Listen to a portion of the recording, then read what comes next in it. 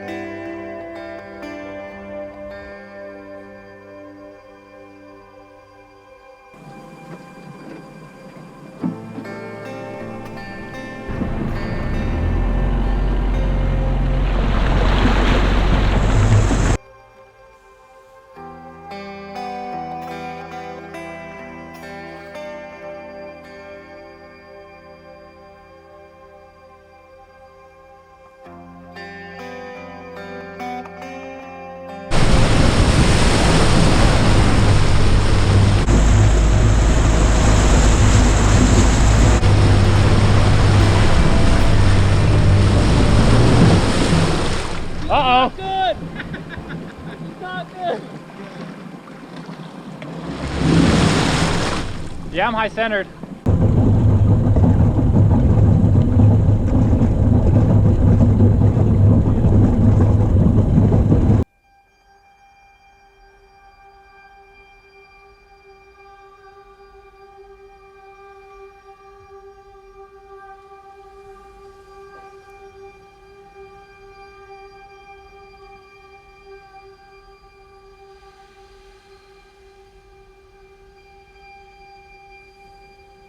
Nothing could have prepared me for how cold that water was. It was like stepping into liquid ice. After just 5 or 10 seconds, it literally felt like the bones of my feet were breaking. It was unbearable.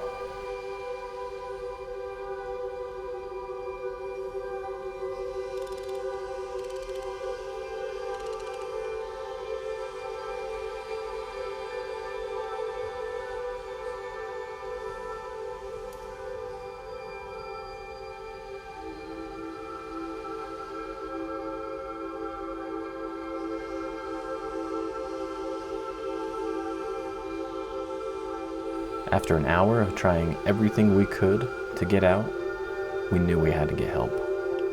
The only problem was that we were 15 miles from the highway on a barren road in the middle of nowhere, southern Utah.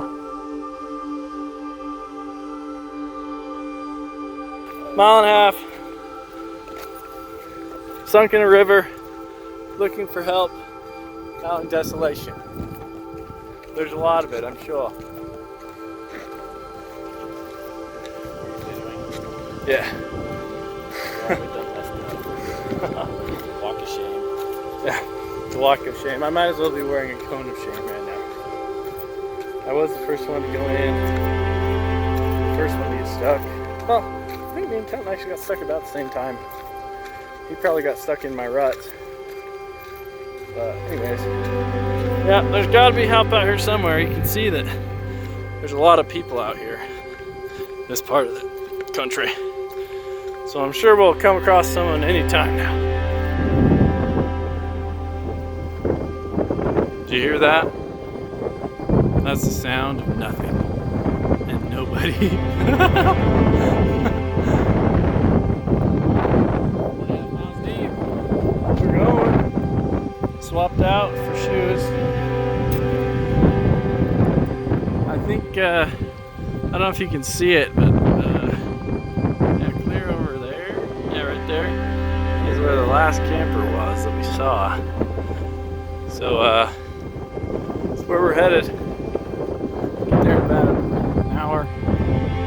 Probably 3 miles away.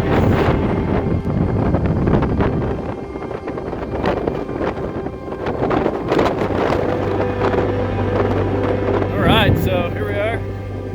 We got water. And Rocky, our buddy, back there in the Jeep. Good man, good man. He made our bacon, got us up to where we can make some phone calls. Turns out Caleb's on his way, so now we're just headed back to our son's vehicles, which kind of is a bummer because I have to walk through water to get to him. But anyways, it's a little windy out here. But Rocky gave us a 6-pack, yeah! Party. With a good kind. That'll be a party tonight. Yep. The problem is we still have like 4 miles. We got 4 more miles to go. Rocky got scared of the rocks, which is fine. Like, anything that we got is awesome. Alright, still walking. I think we've probably got like 3 miles? 4 miles? I don't know. Ways to go, starting to get dark, as you can see. You know, the only noise is the noise of the coyotes eating the other carcasses that didn't make it. We're gonna make it eventually. At some point tonight, we're gonna be getting pulled out of that river. If we're really optimistic, and it's gonna be great. So, that's where we're at. Just cruising through this beautiful desert. It's nice.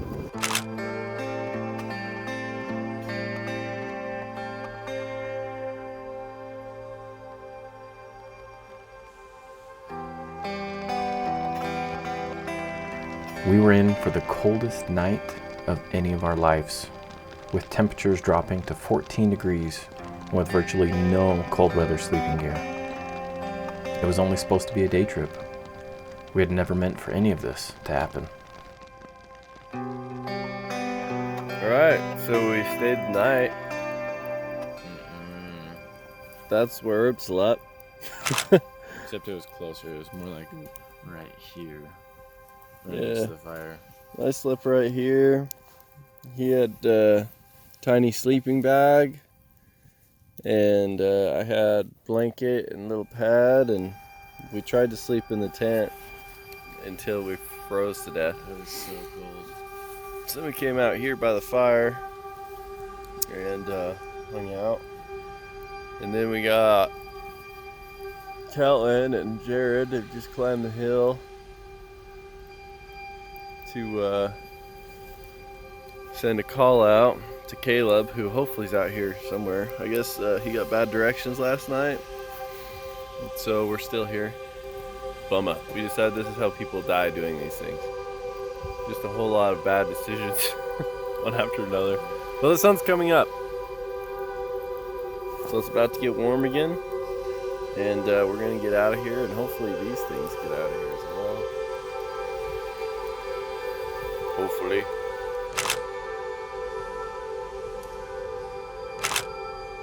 Ted drove up to within 50 yards of our camp and could see that we were in bad shape. He offered to help, but his big Ford truck sunk into the mud within just a few minutes of his attempted rescue. Now he was buried to his axles and just as stuck as any of the rest of us.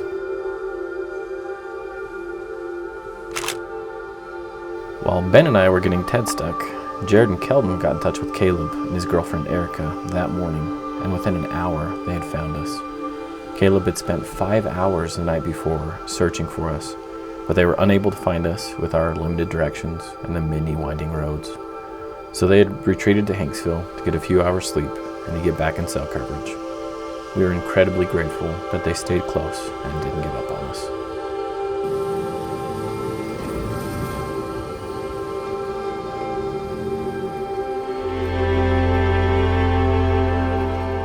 Getting deeper.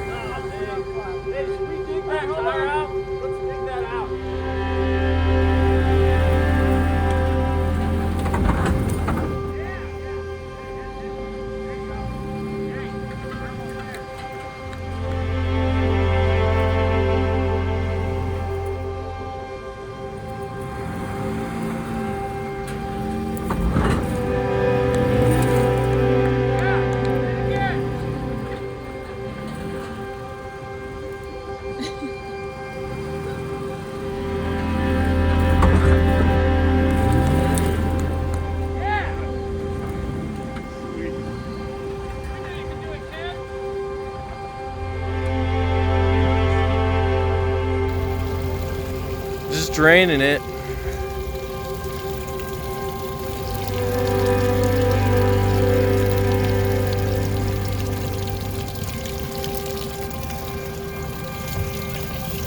You see the water was up past my speaker here in the front.